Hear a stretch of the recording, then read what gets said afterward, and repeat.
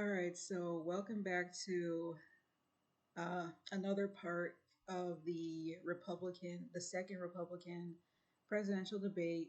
I believe this is part five. So I'm just going to continue.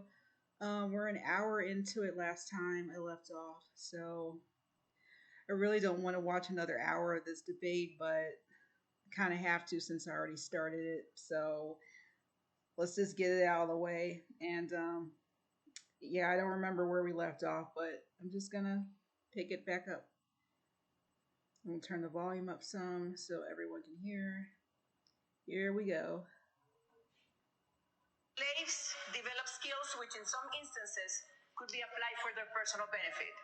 You have said slaves develop skills in spite of slavery, not because of it. But many are still hurt. For descendants of slaves, this is personal. What is your message to them? So first of all, that's a hoax that was perpetrated by Kamala Harris. We are not going to be doing that. Second of all, that was written by descendants of slaves. These are great Black history scholars, so we need to stop playing these games. Here's the deal. Our country's education system is in decline because it's focused on indoctrination, denying parents' rights. Florida represents the revival of American education. We're ranked number one in the nation in education by U.S. News and World Report. My wife and I, we have a 6, 5, and 3-year-old. This is personal to us. We didn't just talk about universal school choice. We enacted universal school choice. We didn't just talk about Parents' Bill of Rights. We enacted the Parents' Bill of Rights. We eliminated critical race theory, and we now have American civics and the Constitution in our schools in a really big way, just like President Reagan asked for in his farewell address back in 1989. Florida is showing how it's done. We're standing with parents, and our kids are benefiting. So we left off at education. What is your message for Governor DeSantis? There is not a redeeming quality in slavery. He and Kamala should have just taken the one sentence out. America has suffered because of slavery, but we've overcome that. We are the greatest nation on earth because we faced our demons in the mirror and made a decision. So often we think that all the Why are we issues, you talking talk about about slavery, crime and though? education and healthcare, we always think that those issues go back to slavery. Here's the challenge, though. Black families survived slavery. We survived poll taxes and literacy tests. We survived discrimination being woven into the laws of our country. What was hard to survive was Johnson's Great Society, where they decided to put money, where they decided to take the Black father out of the household to get a check in the mail, and you can now measure that in unemployment, in crime, in devastation. If you want to restore hope, you've got to restore the family, restore capitalism, and put Americans back at work together as one American family. Our nation continues to go in the right direction. It's why I can say I have been discriminated against, but America is not a racist country. Never, ever doubt who we are. We are the greatest country on God's green earth. And frankly, the city on the hill needs a brand new leader. And I'm asking for your vote. I'm going to have a question for you, Mr. Ramaswamy. Over 10.7 million students in over 18,000 public schools nationwide have the ability to change their identity without parental notification. Did somebody say? Please.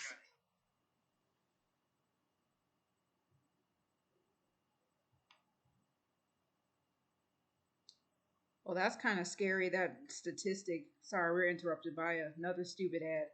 But that was pretty scary. 10 million students can decide to change their identity. Governor Christie told Stewart last week that he would pass a federal law to protect parental rights.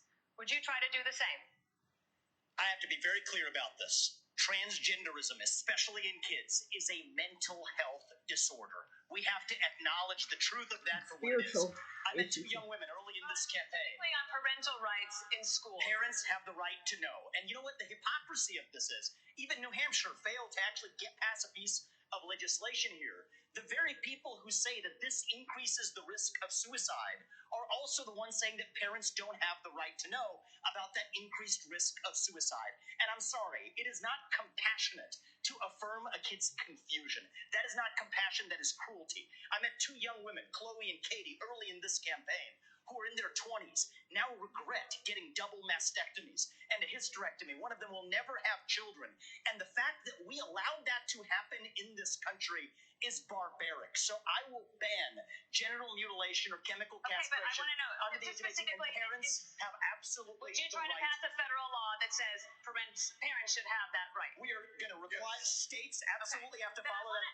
Yeah, yeah, they should. That should be 10 million students. 10 million. I'm assuming these are minors. Because it mentions parental consent, so they are apparently below the age of 18 where they're getting these surgeries to change their or try to change their sex. You know, that's not really possible, but no matter how many surgeries you get, you can't really change your biology. That's just innate. That's just who we are. But I mean, I mean, that's a crazy amount of students, and yeah, that should be a federal law that minors can't make that decision because number one, they're minors and they really don't have the maturity or the mental capacity to understand what they're doing. Um, and the fact that they can make such a big decision that's gonna like change their whole life, um, and make a decision that they're gonna have to deal with these consequences years after that they made it, without parental consent at all. Like they can just go and see a doctor, don't have to have their parents with them, and just get the surgery done. um, and we're not just talking about any everyday surgery. This is a life changing, um, extreme surgery, and they can do this just by themselves. That's just, I mean, why? I mean, well, I know why. That's just the times we're living in. But I mean, that's a lot of minors. Uh, 10 million minors students can have this done. Um, so yeah, I'm pretty sure like most, if not all, the Republican candidates are going to be against that and going to be for a federal law that prohibits that. Um, but yeah, uh, I don't think I've ever talked about this issue, transgenderism, and I agree with Ramaswamy. It definitely is a mental disorder, and it's either even categorized as a mental disorder in the diagnostic statistic manual. I forgot which version, but it's in there. And it's definitely also a spiritual disorder, or like a spiritual issue that I also like mention there. um but yeah, I'm not sure if I ever really talked about this in depth, but if I haven't, I just want to make clear that I am anti LGBT. I'm anti transgender, like all of that. And um, yeah, I'm a firm believer that the sex and gender that God gave you, assigned you at birth, will always be with you until you die. There's only two genders, and that's it. There aren't multiple genders. Yes, there are people born with, both sexes. I just lost. I just lost the name for that. Um, but yes, that is, a medical thing, and but that doesn't mean that there's a medical term for that. But other than that, it's male and female. Um, and they just keep pushing the envelope. They just keep pushing this. They just keep like taking this further. They like just trying to add more genders, trying to like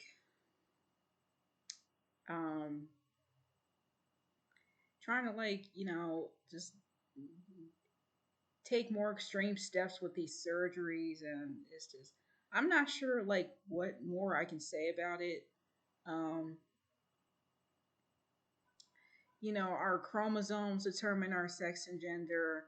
um our hormones, our genetics, um our brain structure. Well, I'm not sure. Or is the brain structure between males and females different or the same? I'm not sure, but definitely the chromosomes and things like that, um, or DNA, and so people can't even like tell the difference tell like biological difference between a male and a female. As far as they're concerned, there is no difference. Anybody can be what they want. You want to change your sex and gender, like they even say sex and gender is like a man-made construct. I don't want to like go on and on about this. I'm going to get back to the video, but yeah, I just want to make it clear where I stand on this issue. That an adult shouldn't even be doing this, let alone a minor. Nobody should be like changing their sex and gender and being born a female and then like at age, I don't know at what age these kids are having these surgeries. I don't know like the youngest person who has ever done these surgeries, like, but yeah, I mean they're pretty young, like they're under 18, so that's, they're still a child technically. Um and a lot of them do regret, you know, making this decision because like I said, it's a life altering decision and it's a really bad decision, and that's going to stick with them way into adulthood until the day that they die, even if they do detransition. So, go back to their the sex that they were born with, their original sex and gender. They're still going to have to live with the consequences of that, because there are certain effects that you just can't reverse. You can't just like easily change your sex with surgery and then say, okay, I changed my mind, and then everything is just going to be 100% the way it used to be. That's not the reality. Unfortunately, the people who choose to do this, um, it's just not that easy. Um, and there's just all these negative side effects and all these like side effects mentally and physically that goes with a decision like this. And yeah, um, not sure what else there is to say. And there have been like some arguments against it, as far as like the doctors who are the surgeons who are performing these procedures, saying that they're violating the Hippocratic Oath. Which those who don't know, the Hippocratic Oath is what like doctors take, medical professionals take, that says like you uh, I don't know specifically the what it says like verbatim, but it basically says that like life is sacred, and you take this oath like as a doctor who's helping people to like not violate that sanctity of life, like not um like basically, yeah, that's basically what it is, the Hippocratic Oath. You can look it up if you want to, but yeah, you're not supposed to. I remember what it is. You're not supposed to do harm to your patients. You're not supposed to do harm to like your patients, other people that that you're helping. And this definitely counts as doing harm to others because they're just concerned about their money, their paycheck at the end of the day. They're not concerned about the Hippocratic Oath. They're not concerned about ethics or morals or any of that. Um, They're just concerned about how much money they can make off of this procedure. Once it's over and done with, they're not concerned about the consequences that their patient is going to have to deal with. They're not just concerned about like how completely outrageous what they're doing is, and it's allowed in the society. And so, yeah, I'm not really surprised at this point. There's a lot of crazy things going on, and it just continues to get crazier. So, if we allow abortion, if we allow babies to get killed, it's no surprise that it's also allowed that children, literal children, are allowed to get their sex and gender changed. Um, so, yeah, there should be a federal law against that, especially for minors. Students, they have a lot of other things to worry about. They got their personal lives to worry about. They got school, which is what they should really be concerned about. Not, should I change my sex or gender? This is crazy. um, so, yeah. Um, yeah. Not sure what else there is to say about that. I'm gonna get back to the video. Governor Burgum, just to follow up on this, because you in your state, you do not have a law that says parents can't be notified, but you want to be president. Would you try to pass a federal law to say parents have that right? I think this is a state's issue, but I do want to say something, because all night long we've been talking about issues about how it's broken in Washington, and I respect all of the people on the stage here for their 100+ years of public service. Thank you. Okay, it's not a state's issue. Again, this is the same argument they made with abortion. It's not a state's issue. It's a moral issue. It's an individual issue. Like they don't want the federal government to decide what people should do with their bodies, and they don't want the states to decide what they should do with their bodies. But this is an individual moral issue here, and the states. How do I word this? Well, I already said there should be a federal law, but like this is not just a state issue. It's bigger than that. It's bigger than politics. It's bigger than like people are not seeing the bigger picture here. Like issues like abortion and transgenderism, and the social issues that people are talking about today. It's bigger than what most people say they are. It's bigger than politics. Like. And yeah, parents, they should be notified, and not just notified, they need to be in control of what their child does. This is their child. Like, how are the states going to interfere with these families? Like, what another person's parent's child does? How are they going to like interfere in those decisions? That's not their child. It's not the state's child. That's the parent's child. Like, it's not making sense here. It's not adding up. Yeah, this isn't the state's issue because these aren't their children. They need to leave that to the parents like it always should be. Why are the states interfering in family matters such as this? So they don't just need to be notified, like, yeah, of course, like if their child wants to do this and they're going behind their back, like they need to be notified about that, of course. But the decision ultimately needs to be left to the parents, not the state, not the federal government. I know I said the federal government needs to make a law about against that, but ultimately it should be the parents' decision. And when it comes to our America's education today, parents are just being left out of like almost everything. They're being left out of being notified about the curriculum that their children are being taught, the lessons that they're being taught. They're being left out of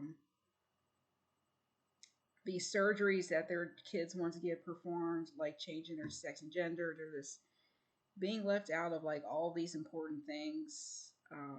and they shouldn't be. So, yeah. Um, yeah. But the reason why we're not talking about education or healthcare or safety being a problem in North Dakota is because we have a business leader. I've got more experience as a business leader than I think this whole group combined. I know I've created more jobs than everybody else on stage, thousands of high-paying jobs that have real meaning. So as a business leader, you come in and you treat the taxpayer like a customer. So in North Dakota, instead of fighting with the teachers' unions, we actually created a K-12 coordinating council. Everybody gets in the room and the customer is But the you do student. understand that this is an issue that many people in America really are concerned about, worried about parents and notification in schools. Yes, and that's why we have 50 platforms of innovation. That's why we have states. There are certain things the federal government is supposed to do. It's not the Department of Education that needs to be assembled. We got to move it back to states. Do what we did in North Dakota. Instead of like, oh, here's a choice school and here's an old school, the old way with the teachers union, the kids are trapped. We made every school in North Dakota an innovation school. Every school got out from under the red tape, and the things that help teach the values that we're trying to get, like 4-H, like FFA, like Boy Scouts. I love the 4-H, They can but get we're going to credit move for on. all of that stuff. And by the way, North Dakota is now at the top of the median SAT scores in the country right now. Vice President Pence, the Department of Homeland Security warns that violence against LGBTQ plus people is on the rise and intensifying. According to a recent study, members of that community are 9 times more likely to be victims of violent hate crimes. As president, how would you protect this community from violent attacks and discrimination? Well, as President of the United States, I'll stand up for the safety and the civil liberties of every American. Okay, what about the I mean, I'm against violence against anybody, but this isn't the most pressing issue that we're facing right now in this country. That's pretty like low on the list of all of the other issues that we're facing right now in America. What about the violence against, victims of gun violence, victims of domestic abuse, uh, child abuse or child violence? What about gang violence? Like, what about victims of these violent crimes? They're not ever talked about. They're not ever taken into consideration. And the courts definitely don't take them into consideration. That's what this debate should be talking about. That's the most pressing issue that we're facing right now. These are the victims that need our attention right now. I'm not saying that people of the like gay people, people of the LGBT group should just be ignored. Like, violence against anybody is wrong, but there are more important like groups. There are groups of people that are experiencing more violence in greater numbers in this country than the LGBTQ community, and that's just a fact. I guarantee the numbers of violent crime against any LGBTQ persons are a lot lower than groups like they're experiencing gun violence or gang violence. Or like, yeah, we just had another mass shooting, by the way, and those are going up. So I don't know if that's going to be. Well, actually, this is a month ago, so this is before the most recent mass shooting. But even when this was taking place, there's still a lot of mass shootings going on. So I'm not sure if that's going to be brought up in the debates. It certainly should. But violence against LGBTQ people, that's not that's not like really, really important in this country right now. We shouldn't be focused on that right now. It just takes our attention away from like other important issues that are gripping the country right now.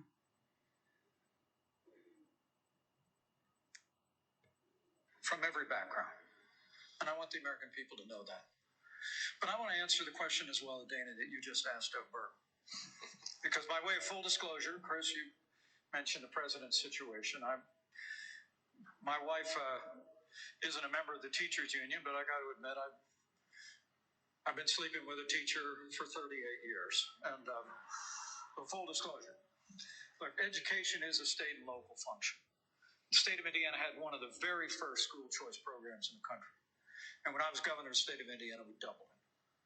And as to your question, Dana, let's be very, very clear.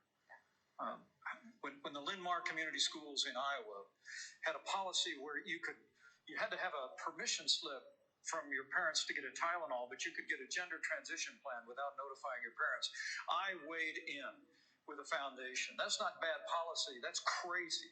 We're going to stand up for the rights of parents, and we're going to pass a federal ban on transgender chemical or surgical surgery anywhere in the country. We've got to protect our kids from this radical gender ideology agenda, and we've got to empower parents at the state level with the ability to choose where their kids go to school, whether it's public, private, parochial, or homeschool. You empower parents, and our schools will straighten up and reflect our values and focus on the basics faster than you could possibly imagine. Next subject. Can I just say one thing? China is investing. If you talk over everybody, please lose time. China is investing heavily in their tech companies. $280 billion every year on semiconductor research and development. That is one CHIPS Act per year.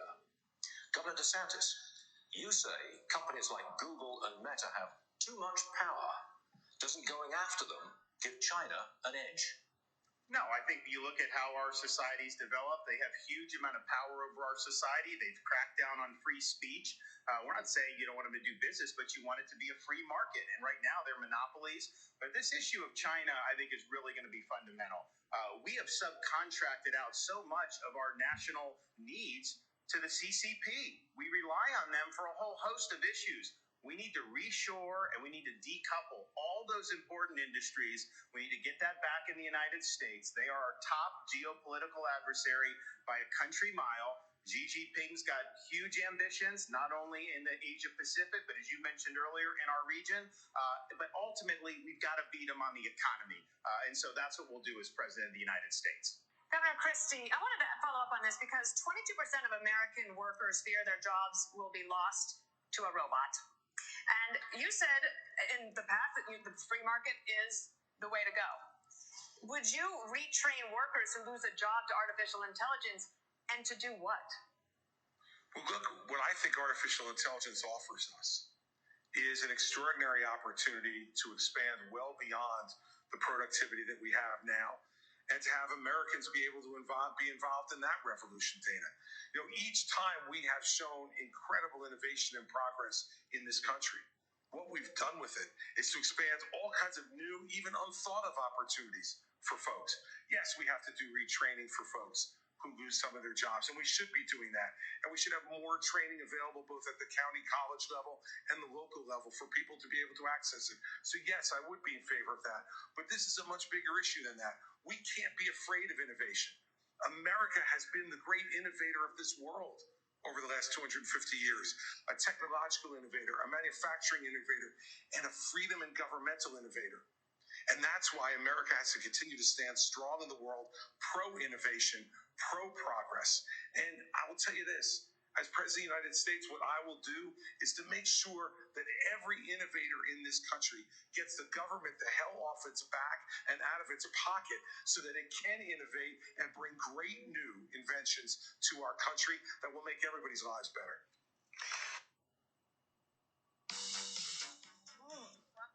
Okay, another ad. I've heard this argument before, like people saying, and they've been saying this for years, that robots, artificial intelligence are like taking over the labor market and like replacing human workers, and people are like out of work because like the technology is advancing so much so fast that is, you know, replacing actual people. Personally, I don't really, I mean, it's beneficial in some ways, in other ways, like it's not, because as far as customer service is concerned, I mostly prefer dealing with an actual person because, technology is not 100% perfect, even though, our technology is like really good, really advanced, it messes up. So, you know, it's easier for um, like at least I think it's easier for like a person to correct their mistake more quickly than it is for like, a robot or whatever it is, whatever machine it is.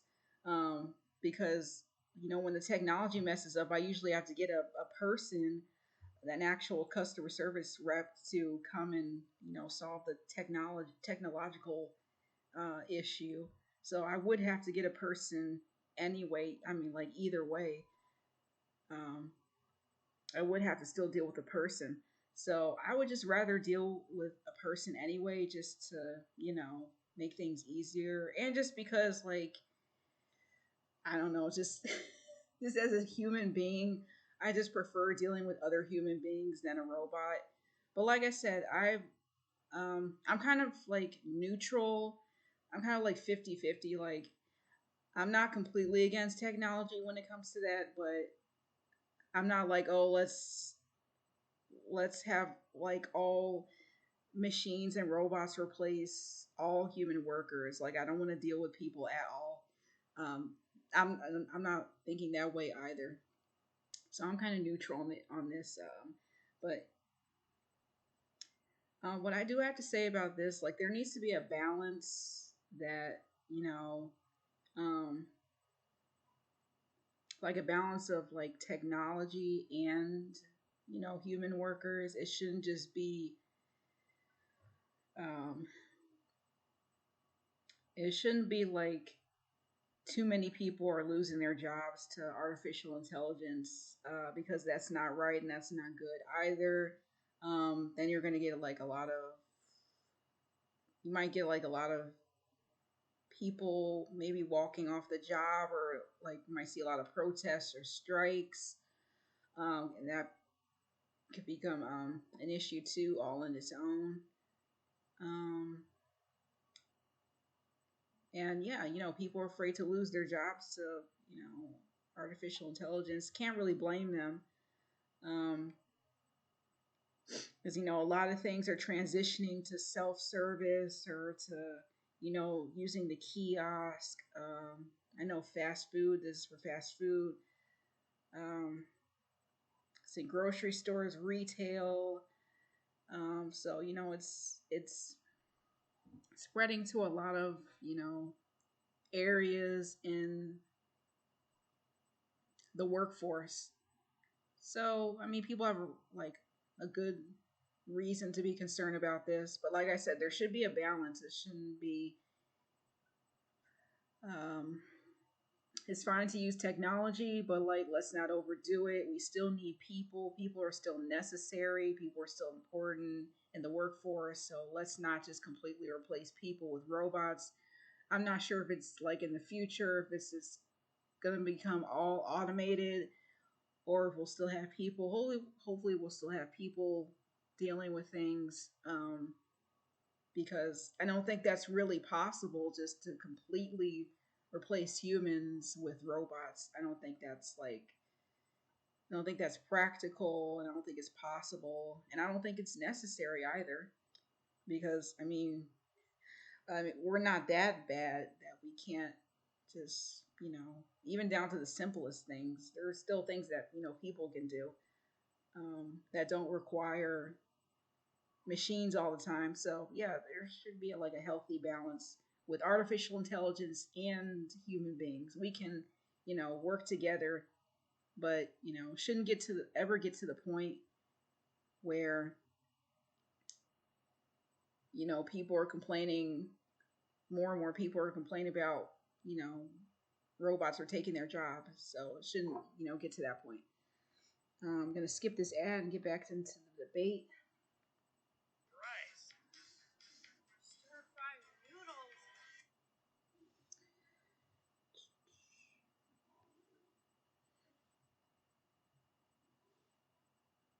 Got about 15 more minutes left till I end this part and do the last part.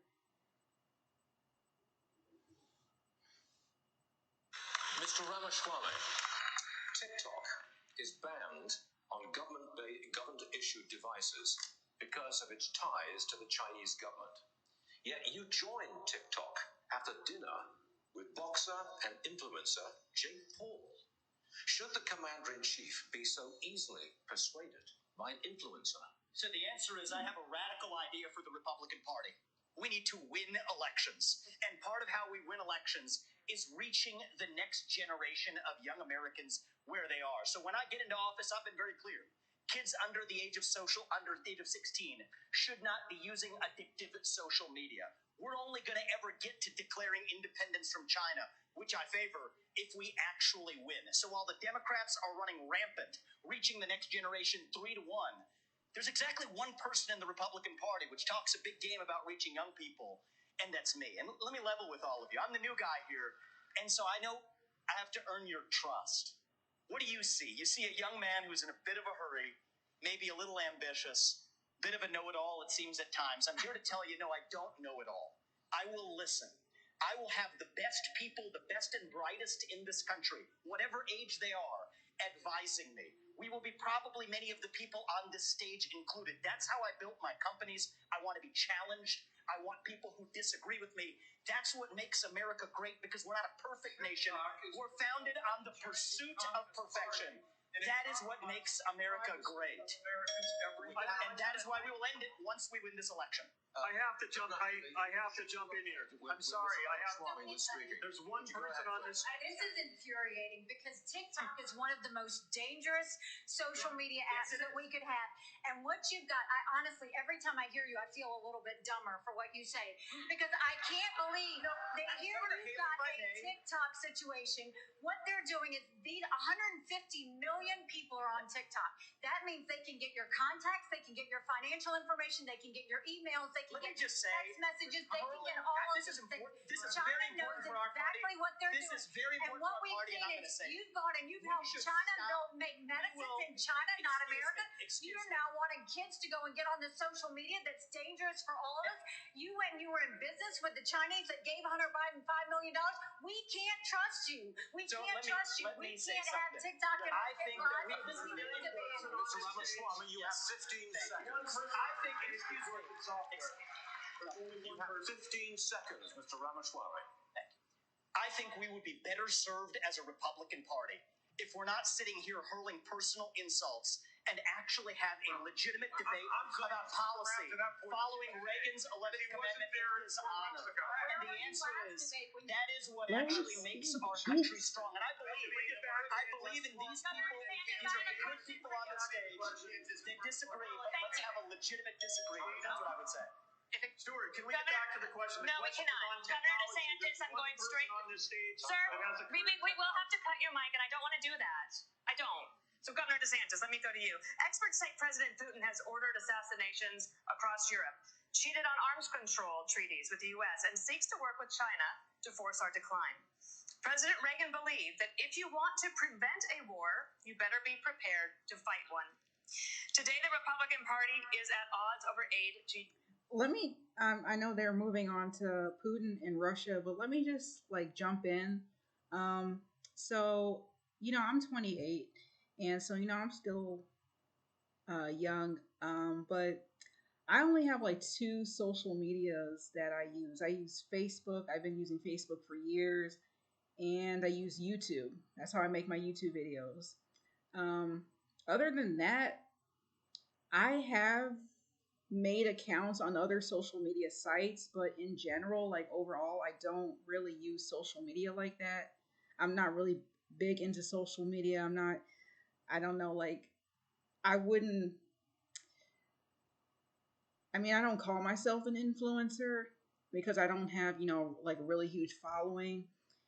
And, that's fine, but as long as somebody's listening to what I'm saying.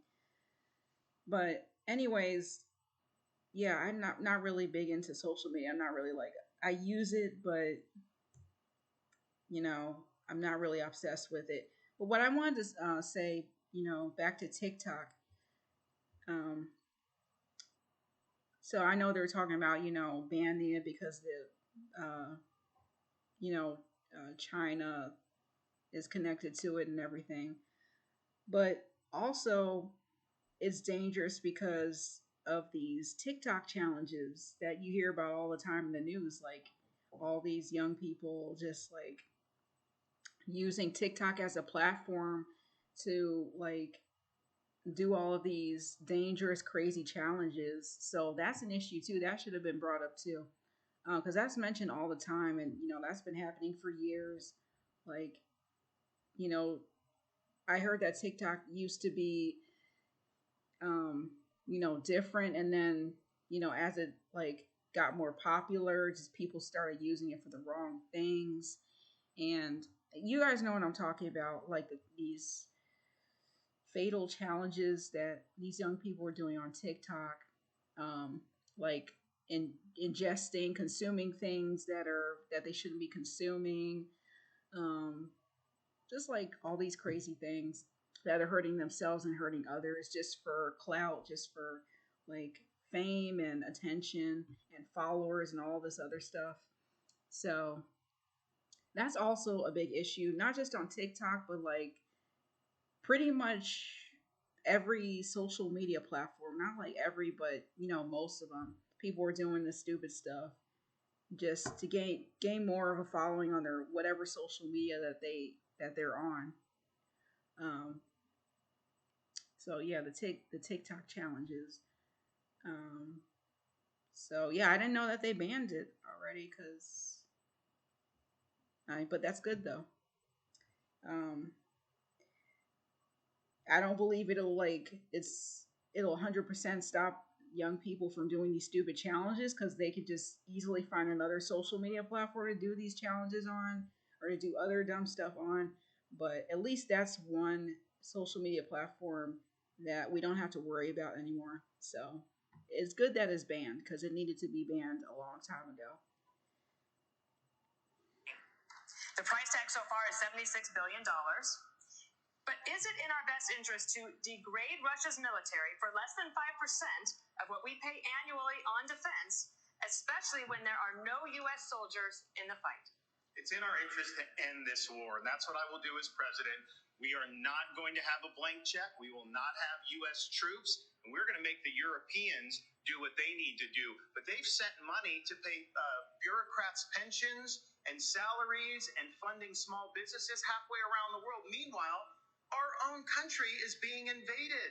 We don't even have control of our own territory. We have got to defend the American people before we even worry about all these other things. And I watch these guys in Washington, D.C., and they don't care about the American people. They don't care about the fentanyl deaths. They don't care about the communities being overrun because of this border. They don't care about the Mexican drug cartels. So as Commander-in-Chief, I will defend this country's sovereignty. But it's not a territorial dispute. It's never been a territorial dispute. And 90% of the resources that we send over to Ukraine is guaranteed as a loan. It is not 90% of the money that we send over there is loan. Well, we can talk about this, but at the end of the day, 90% of the money that we send over there is actually We're not going to get it back. It's not actually not being paid by Ukraine. It's paid by the NATO, our NATO allies. So I think it's a good topic. I think it's a really good topic too. But I will say, let's debate the fact that our national vital interest is in degrading the Russian military. By degrading the Russian military, we actually keep our homeland safer, we keep our troops at home, and we all understand Article 5 of NATO. We have to level with the American people. I thought you said something about waiting until your turn to talk. So hold on. So at the end of the day, I'm going to finish I'll be happy to go ahead, and I'll respond. I'll look forward to this one right now. So at the end of the day, when you think about the fact that you want to keep American troops at home, the attack on NATO territory would bring us and our troops in. By degrading the Russian military, we reduce, if not eliminate, an attack on NATO territory. Finish that exchange. We have to level with the American people. We have to level with the American people on this issue. The reality is, just because Putin's an evil dictator does not mean that Ukraine is good. This is a country that has banned 11 opposition parties. A win That for has Russia is a that win is not for true. China. We're driving a win Russia. for Russia Excuse is a me. win for China. Excuse me. If you have I a chance, forgot you like you'll China. have, That's no, why you're you'll have your chance in just a moment. And the hurling personal insults isn't helping. China is the real enemy, and we're driving Russia further into China's arms. We need a reasonable peace plan to end this. Especially, this is a country whose president just last week Vivek, was if you hailing let Nazi Putin in his have ranks. Ukraine, that's a green light to China to take Taiwan. We need a Peace reasonable comes plan through strength. We need a reasonable plan to peace. Governor The Christie. Communist Party of China is the real enemy. Governor Christie. Governor Christie.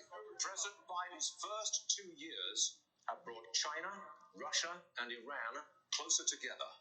Are we focused too much on Ukraine and not enough on this threat from the New World Order? No, they're all connected, Stuart. They're all Did connected. you hear that? New World The Order. Chinese are paying for the Russian war in Ukraine. Not The hidden. Iranians are supplying more sophisticated weapons, and so are the North Koreans now as well, with the encouragement of the Chinese. The naivete on this stage from some of these folks is extraordinary. You guys just hear what he said? The New World Order. I don't want all the conspiracy theorists to be in. I mean, you can come in my comments if you want to, and all the conspiracy theorist people if you want to discuss the New World Order. But it's no longer hidden. You know, Satan, the devil, he's making himself known in these times, and it's all out in the open now. So, yeah. Interesting. Look, I understand people want to go and talk to Putin. Guess what? So did George W. Bush. So did Barack Obama. So did Donald Trump. And so did Joe Biden when he said a small invasion wouldn't be so bad. Every one of them has been wrong.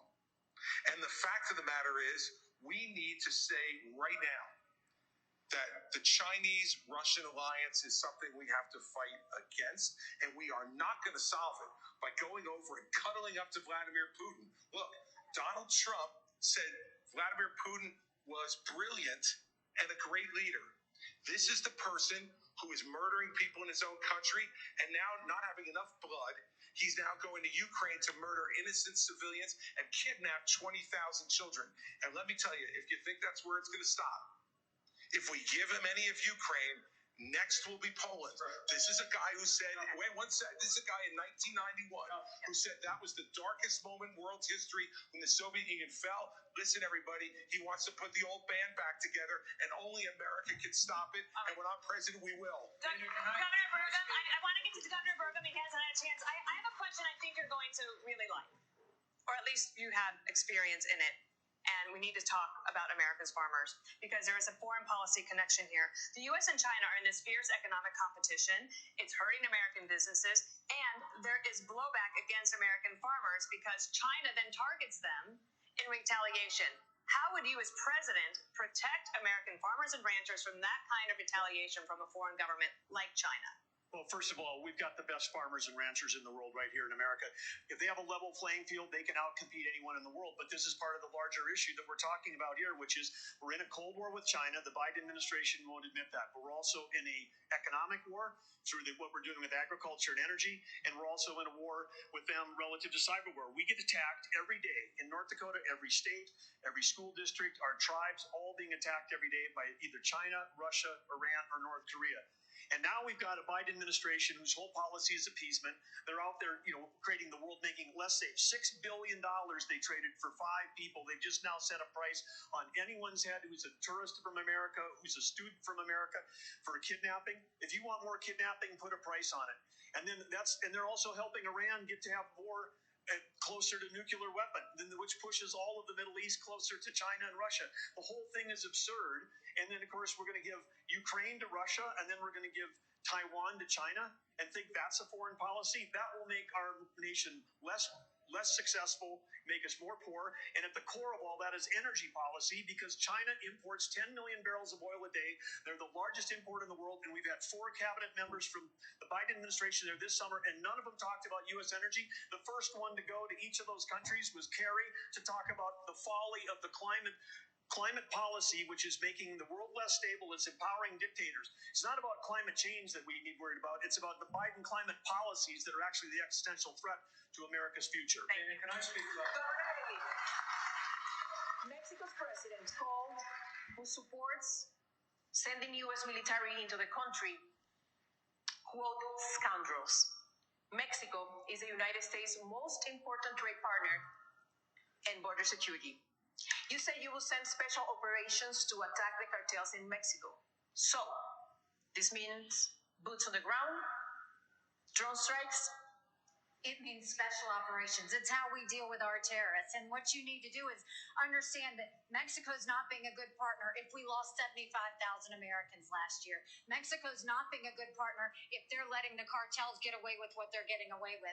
What we will do is we will make sure that we send in our special operations and we will take out the cartels, we'll take out their operations, we'll take out anything that's doing it. But we're going to go after China because China is the one sending the fentanyl in the first place. And we will end all normal trade relations until China stops sending fentanyl. And then we'll do the special operations and we'll get it from both sides. This is where President Trump went wrong. He focused on trade with China. He didn't focus on the fact that they were buying up our farmland. He didn't focus on the fact that they were killing Americans. He didn't focus on the fact that they were stealing $600 billion in intellectual property. He didn't focus on the fact that they put a spy base off our shores in Cuba. They didn't focus enough on the fact that all of our law enforcement drones in America are Chinese, and we've got all these little surveillance cells. We need to start focusing on what keeps Americans safe.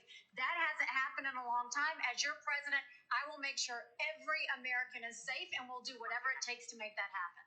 I'm not sure if she was paying attention to what President Trump had to say about Mexico and our immigration issues, but oh no, she just mentioned China. Wait, are we talking about Mexico or China? But anyways, yeah, President Trump, he did talk about the issue with China stealing our intellectual property. I mean, he did mention that. I think he mentioned that several times before in the past. Maybe she just forgot or didn't pay attention or doesn't care. But yeah, he did talk about one of those things that she brought up.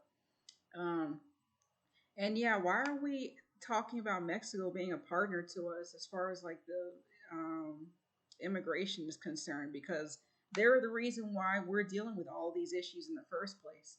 If they could control their citizens, if they could prevent their citizens from entering across our border illegally, then they would be a good partner. But they're not doing that, so therefore they're not a good partner. They're actually against us right now, because they're contributing to our immigration issues. So I'm not sure why they're being referred to as a quote unquote partner in this fight right now. I don't know. Doesn't make much sense. They're anything but that right now. Anything but a partner or a friend or an ally or any of that. So yeah. All right. I want to get to Senator Scott. Cleanse and exfoliate in one step. Another ad. Gentle healing water boosted with glycolic acid to cleanse. So yeah, we're going on an hour here. There's not much left of the debate. It's a little over 30 minutes, I think. We're at an hour and 26 minutes, 10 seconds now. And it's 2 hours long, so got half hour left to go. But in 3 or 4 minutes, I'm going to cut it off here.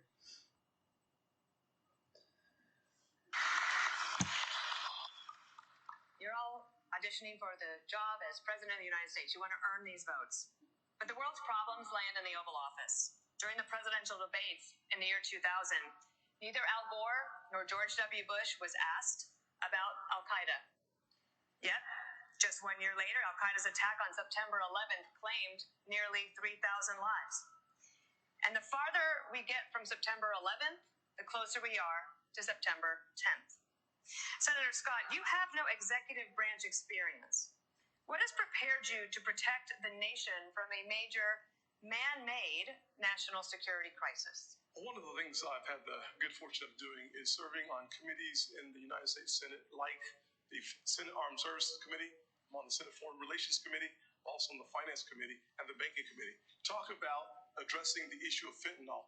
I've written the legislation, passed it through the Banking Committee and the Senate that would freeze the assets and sanction the accounts of the Mexican cartels. There are weapons that we have within the arsenal that I was able to get past 23-0 in the polarizing Senate as it is. I've also understood without question the fact that if you look at the details before 9/11, there was information and intelligence that was available that suggested an attack was coming.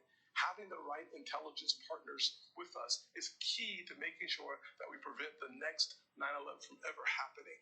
Having that experience for the last 10 years is really important in getting the job done. 30 seconds to you, Mr. Pence. Well, I think you asked a question about executive experience, and I think it's vitally important. And I stand before you today as a candidate for president because I think this country's in a lot of trouble. And you hear the fire on the stage tonight. You hear the fire in all of our voices. And it's because Joe Biden has weakened this country at home and abroad. This is a time for those of us that have the experience, the tested experience, and a commitment to the conservative agenda that Ronald Reagan brought forward in this party of a strong national defense, standing with our allies, standing up to our enemies, supporting limited government and traditional values, need to step forward. Understood. Because frankly, our party does face a time for choosing, as I said at the top of this debate, whether we're going to stand on the foundation of that conservative agenda that Ronald Reagan poured, or whether we're going to follow the siren song of populism unmoored to conservative And now principles. it is a time I'm the most experienced, most qualified, and most consistent conservative in this field, and I'm ready to lead America at home and abroad on day a time for choosing to go to a break. Ilya. We need to go to a commercial break where Reagan built a coalition that lasted decades. Can any of these candidates do the same? We'll take that up when the debate continues. Okay, just stopped at a minute short of an hour and 30 minutes, so I'm going to just leave it here. And then the next part 6, will be the final part of this reaction to the Republican debates.